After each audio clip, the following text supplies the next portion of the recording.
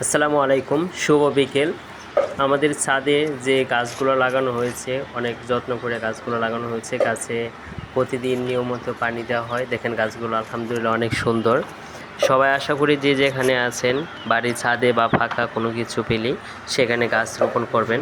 গাছ আমাদের জন্য অনেক উপকারী একটা গাছ, আমাদেরকে অক্সিজেন দেয় যেমন, তেমন ফলও দেয়। তাই সবাই আশা করি গাছ লাগাবেন, গাছকে যত্ন করবেন। গাছ আমাদের পরিবেশের জন্য অনেক উপকারী একটা জিনিস, যেটা আমরা কখনো ভাবতেও পারিনি।